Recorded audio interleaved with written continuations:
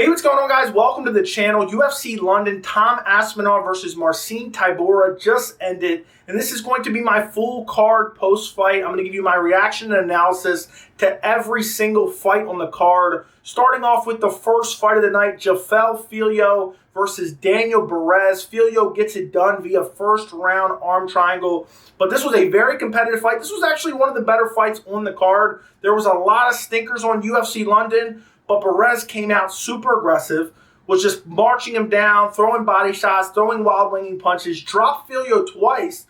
Both times he immediately waved him up. The second time was a nasty body kick. And as soon as he landed the body kick and dropped him, he turned around and waved him up. The ref started to wave Fili up. Fili kind of took his sweet time getting up. And it seemed like the writing was on the wall. Okay, Barez is going to finish him. Maybe not right this second, but Barez will find a finish. He was landing with power shots. And when Fili gets up, all of a sudden Fili starts to get super aggressive. He starts to march Barez down, throwing nasty body shots, throwing crazy overhands.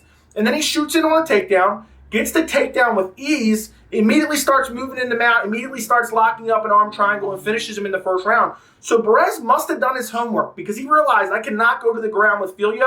He ends up getting taken down. His takedown defense failed him. And then once they were on the ground, the jiu-jitsu discrepancy, the skill discrepancy between these two guys was very notable because Fili immediately got that arm triangle. Barez basically had no jiu-jitsu once he was put on his back, and Fili gets it done via first-round arm triangle. Moving up on the card, Bruno Brazil versus Bannon. Bruno Brazil gets it done via unanimous decision.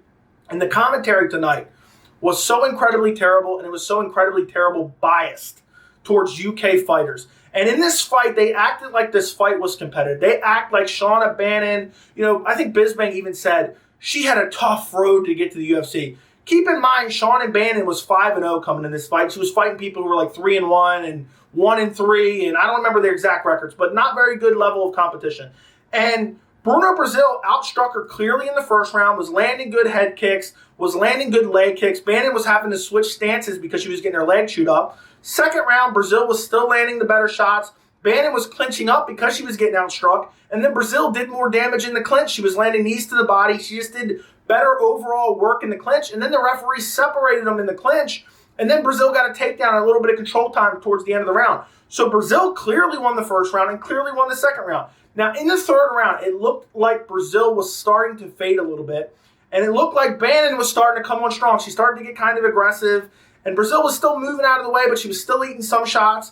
But Bannon didn't really land anything crazy. And then Brazil just clinched up, started kneeing her to the body in the clinch, eventually got a takedown, eventually mounted her, landed a couple elbows towards the end of the third round.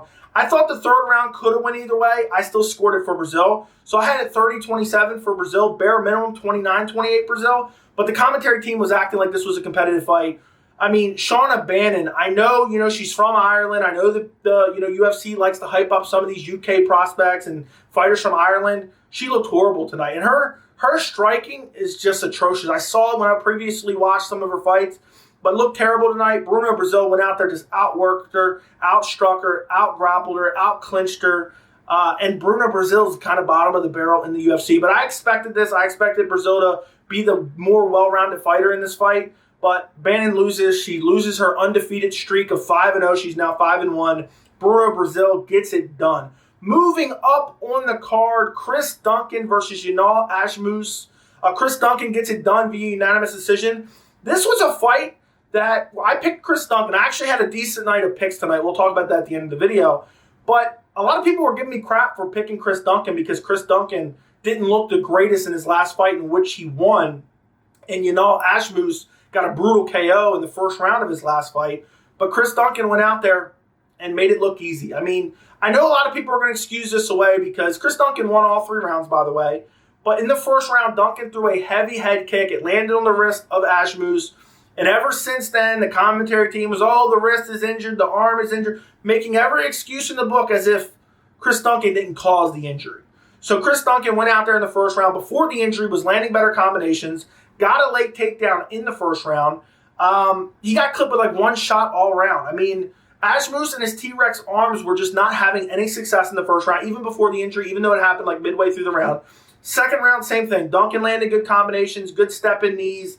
Ashmush started to pick it up, landed some good leg kicks, but Duncan just had more activity, landing better combinations, landing better shots overall. And then in the third round, Duncan really got aggressive. I thought he was kind of gassing in the second round a bit. Third round, he picked up the pace. I think he was just conserving energy in the second round. Started being very aggressive, landing combinations, just swarming him, and got a takedown late in the third round. It was a clear 30-27 for Chris Duncan, and I think we saw an improvement tonight. I think Chris Duncan looked improved since his last fight. His gas tank looked improved. His striking looked improved. And I know people are going to write it off as Ashmush got injured. Chris Duncan caused that injury. Chris Duncan was winning before that injury. And Chris Duncan beat him in all facets. Chris Duncan beat him in the grappling, beat him in the striking. Now, can we take into account and put it in the context that Ashmush injured his arm in the first round?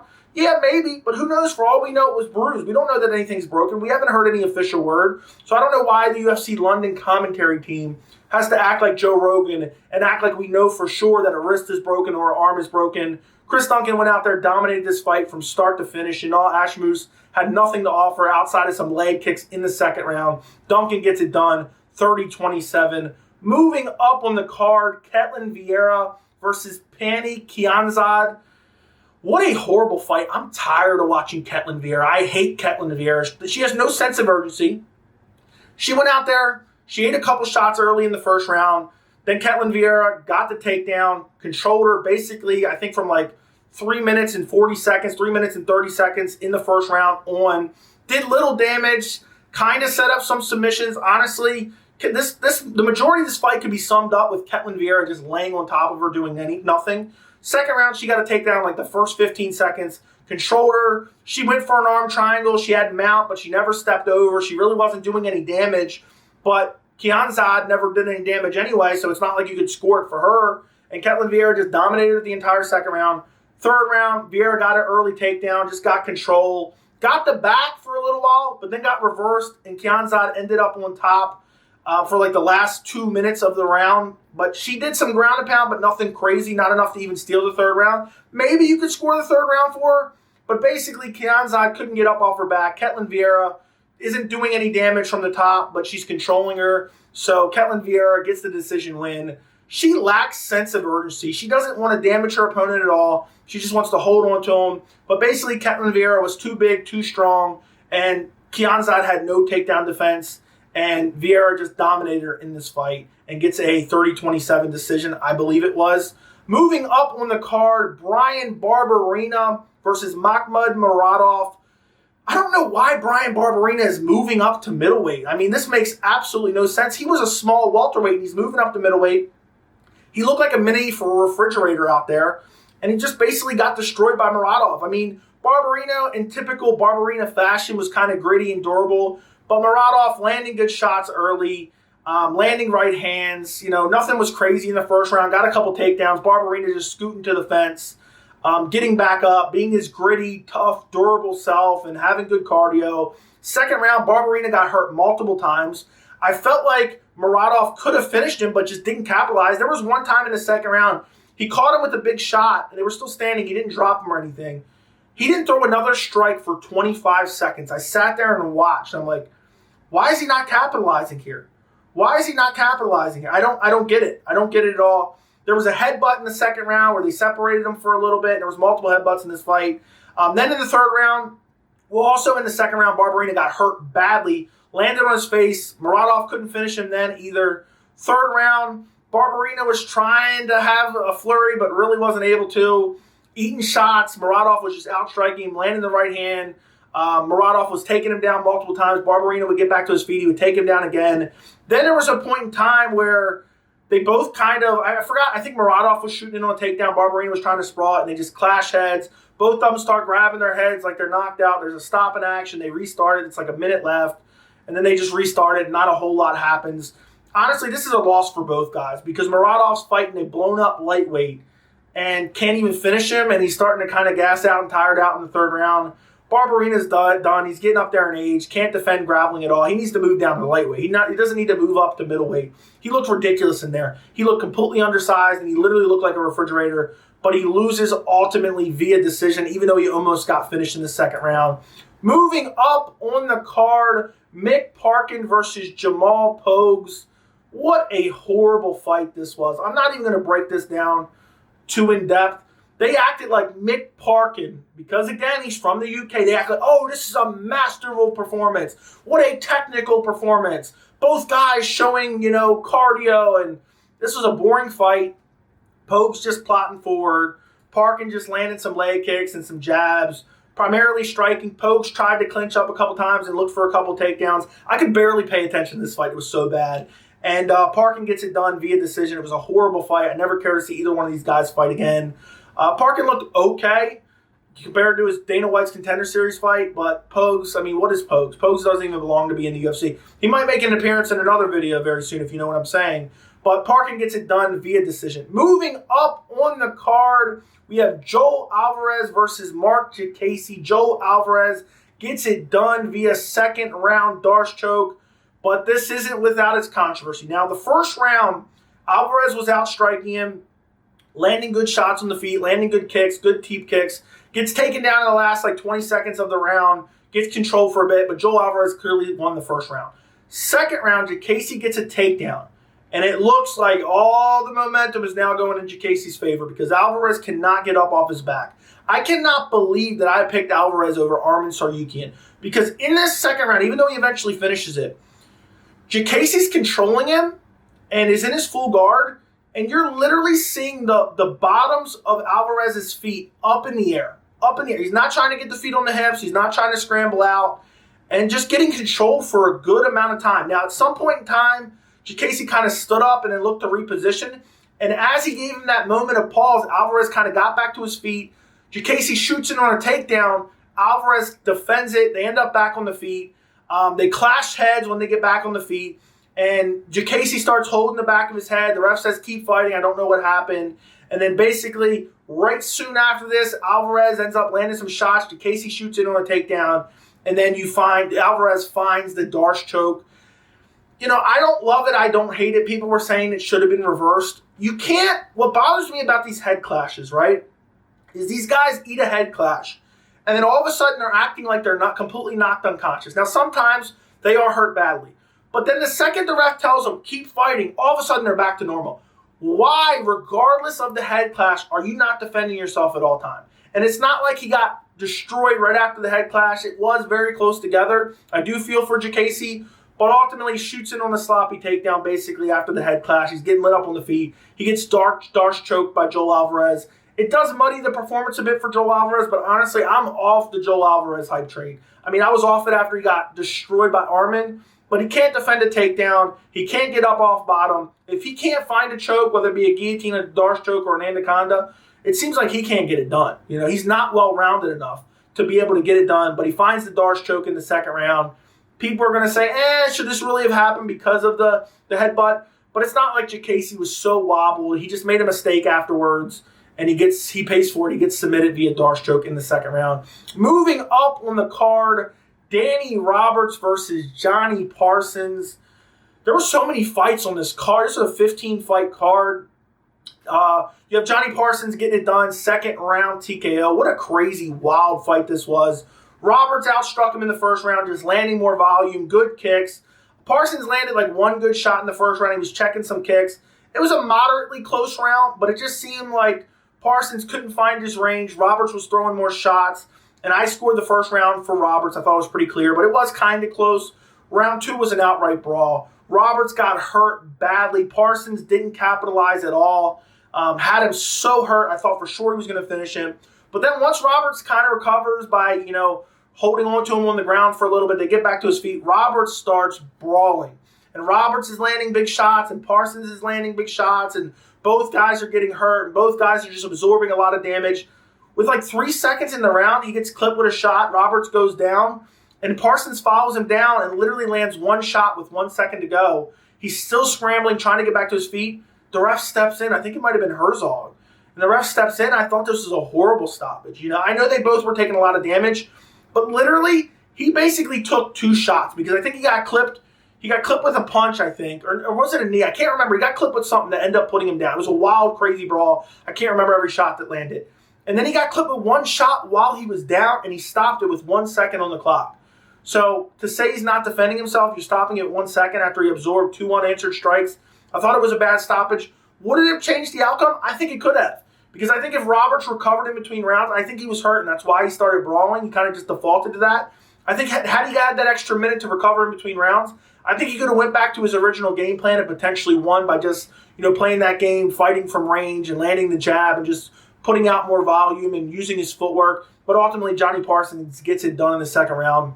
Very fun fight and one of the very few fun fights on the card. Moving up on the card, Daniel Marcos versus Davey Grant. I just want to scream ooh and move on. This was a horrible fight, but I know people are going to want to hear about the decision. First round was so incredibly boring. Grant was more active throwing teeps, but they weren't really landing. Landed some leg kicks. Both guys landed leg kicks.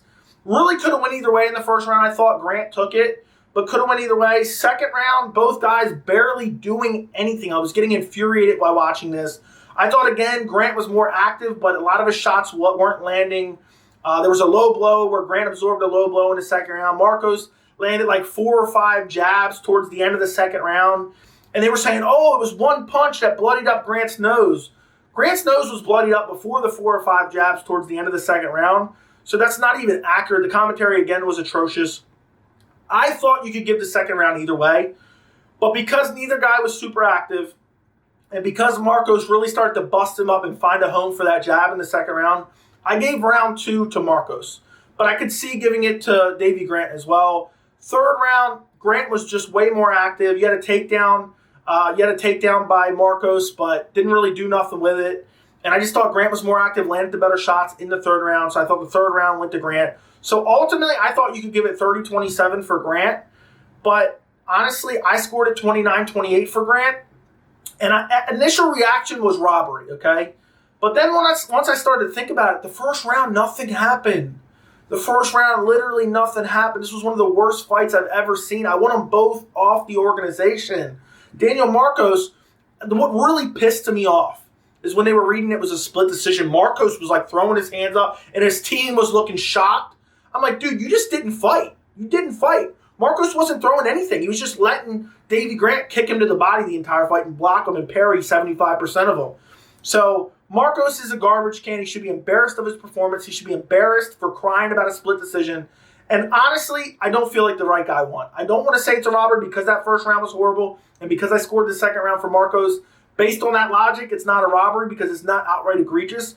But initial gut reaction, it felt like a robbery, and I don't feel like the right guy won. And I'm ashamed of Daniel Marcos getting a win in the UFC and staying undefeated off of a outright shit performance like that. Moving up on the card, Lerone Murphy versus Joshua Culibao.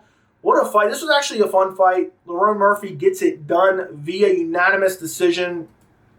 And Murphy was basically just a more well-rounded fighter. Culibao started off pretty decent, landing some good shots, looking fast. Murphy was just stronger in the clinch. Murphy stung him towards the end of the first round and then finished off the round strong.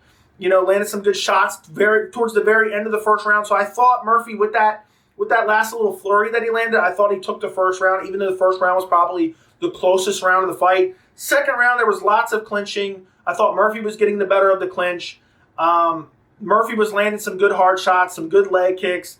Both guys had some good exchanges in the second round. I thought Murphy got stung a little bit in the second round, but then he got a takedown, got the back for a bit, looked for the choke. I thought Murphy clearly took the second round with his grappling, and they both landed kind of good shots, damaging shots. Third round, Murphy dropped him with a liver kick, dominated him on the ground, almost finished him, looked for the Darce choke, landed some ground and pound. Third round, clearly Murphy. I had a 30-27 for Murphy. Maybe you could give Culibao the first round, but I don't think so. But ultimately, Lerone Murphy looked good in this fight.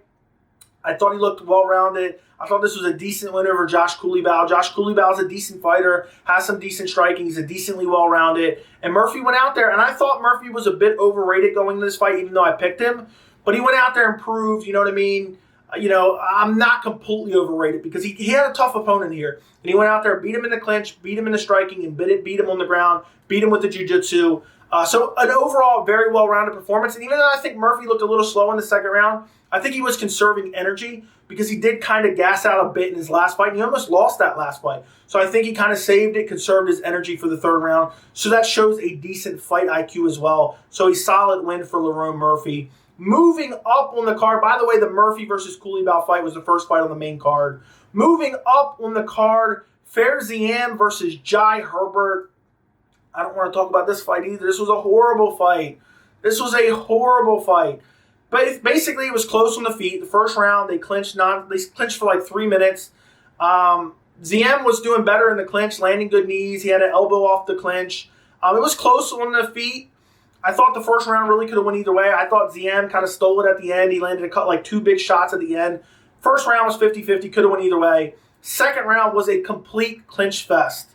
I thought Ziam just did a little bit better in the clinch, but he was getting controlled. Ziam got 1 takedown, but didn't really hold on to it.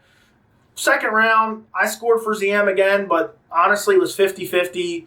And then the third round, more clinch, some leg kicks. I thought Ziam just landed more damage in the third round. Every single round could have went either way. I thought going into the decision, I thought Ziam should have won the fight, 30-27 or 29-28. But I thought the judges were going to give it to Jai Herbert just because of the control time up against the fence. But, this was an embarrassing display by Herbert. He should already be embarrassed of the name Herbert. He's got to wear the name Herbert on his shorts. Now he's just clinching up nonstop and not even getting the better of the clinch. He's getting kneed to the body by Ziam, getting beat up, getting elbowed on the exit. I think the right guy won. I scored it for Ziam. He got it done, had the better striking, had the more powerful shots, was landing good leg kicks, but he has to get off the fence. He can't be controlled by Jai Herbert up against the fence for an entire fight and expect to win. So he's lucky he got this win, even though I believe he did win. This was a god-awful fight. I never want to see Jai Herbert ever fight again. Moving up on the card, we have Paul Craig versus André Muniz. Paul Craig gets it done in the second round via ground and pound. This was actually a good fight. The first round, Muniz was landing better shots on the feet, heavy punches, had a couple good kicks. Both guys were just kicking nonstop. Takedown at the end of the round for Muniz. Controlled him a bit, won the round. I thought it was a clear first round for Muniz. Second round, Craig got an easy takedown, like pretty early in the second round. I think maybe a minute in or so. I don't remember exactly. Muniz scrambled, got back to his feet, gets a takedown basically up against the fence, is controlling him, beating him up. Looks like Paul Craig's not even throwing submissions up. And it looks like, okay, Paul Craig's going to lay on his back for the rest of the round and get beat up. Then you have Muniz drop down a headbutt, like just slam his head like a full-on missile into Paul Craig. And the ref's like, no. Stands him up. Paul Craig's almost complaining about it because he wanted to be on his back. Muniz is like, blah, blah, blah. But it was the right call. It should have been stopped. It should have been stood up. Then afterwards, Craig immediately gets a takedown. Muniz is looking like he's exhausted. Muniz looks for a sweep. Craig ends up in half guard. Then basically gets the full mount. Knee on belly, just gets right in the full mount and just starts raining down elbows.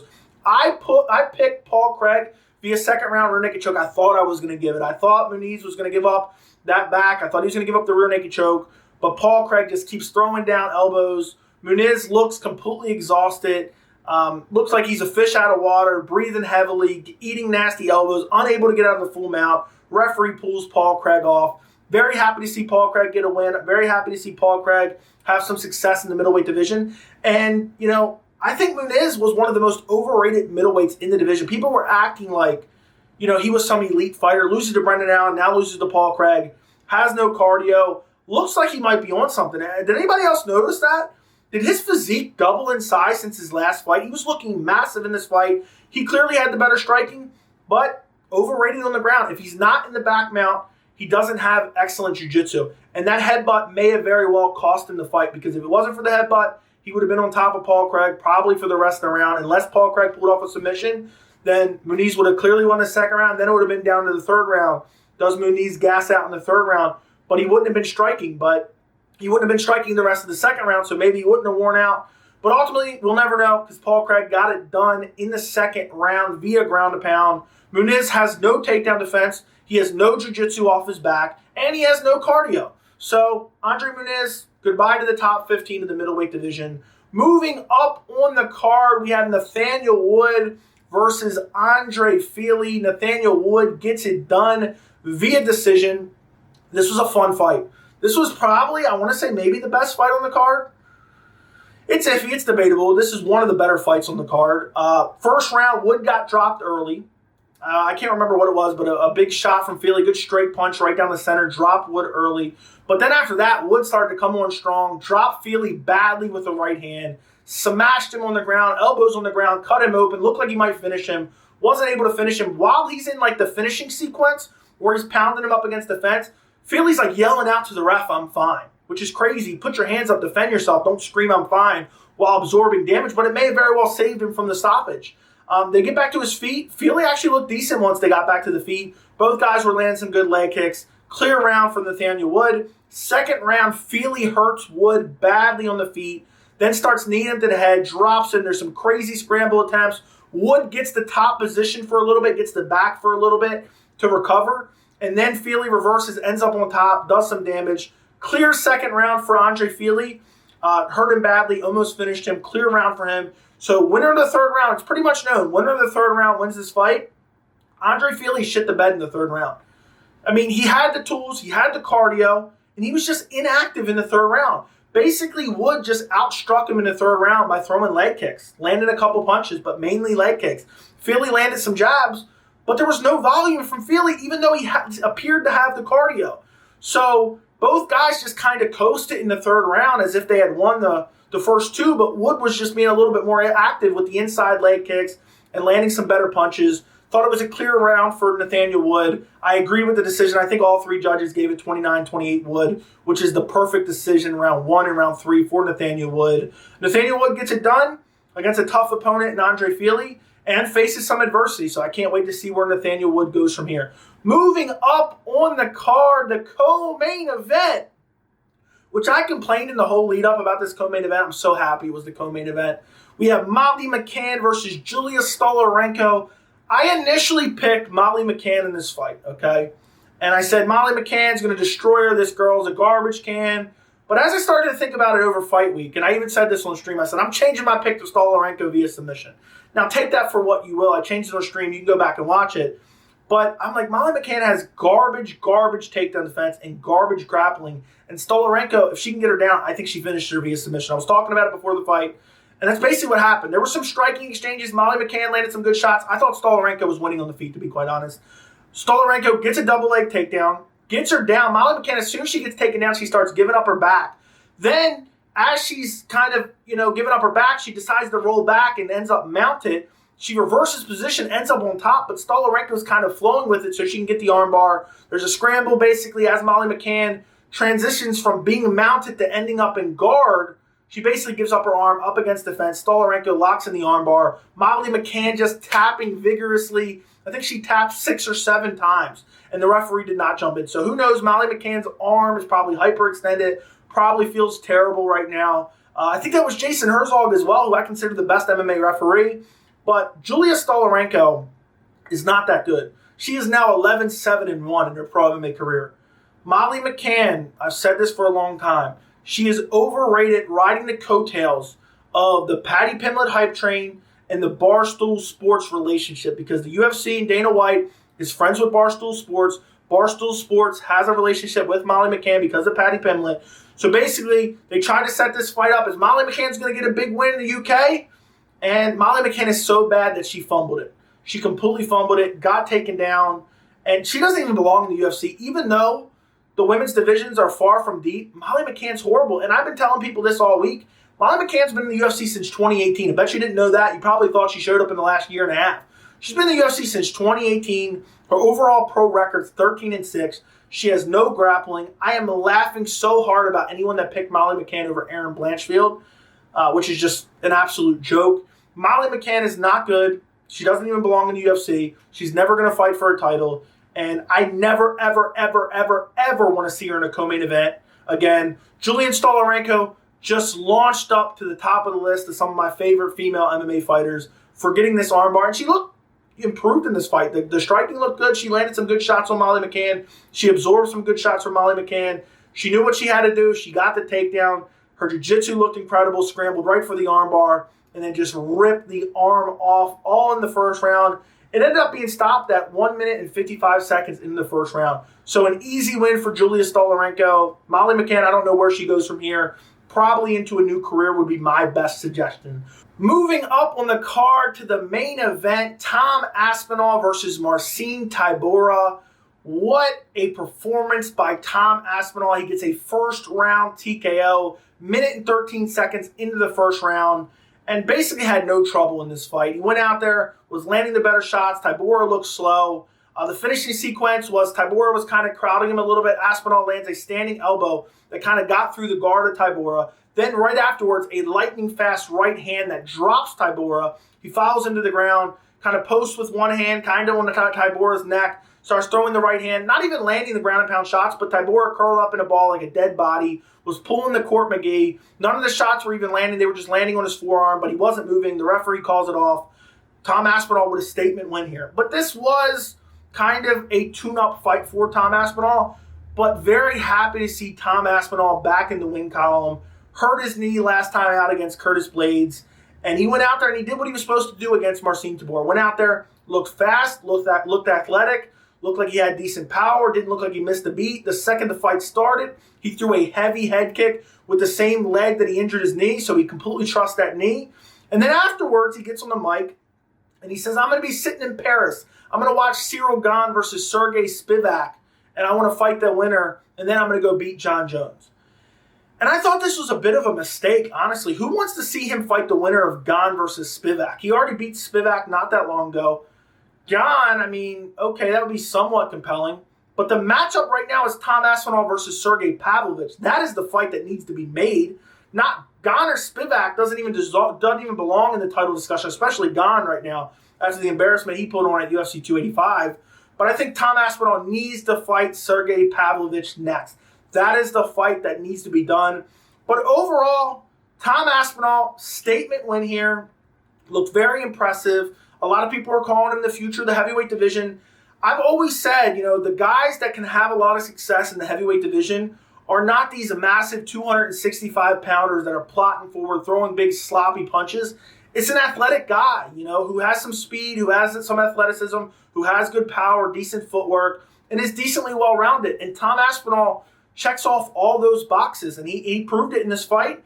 But before I even get ahead of myself, like a lot of people are doing, let's pump the brakes on the Tom Aspinall hype a little bit. Don't get me wrong. I am very high on Tom Aspinall. I think he's a future title contender. There's no doubt about that. This was Marcin Tybura, okay? This was Marcin Tybura. He's having competitive fights with Blagoy Ivanov. He's having competitive fights with Alexander Romanov. Let's pump the brakes a little bit. Tom Aspinall was supposed to smash Marcin Tybura, okay? It's not like this was some, statement win over prime Stipe Miocic or prime Francis Ngannou or, whoever else you want to insert. Cyril Gane. He beat Marcin Tybura, okay? Or Tybura.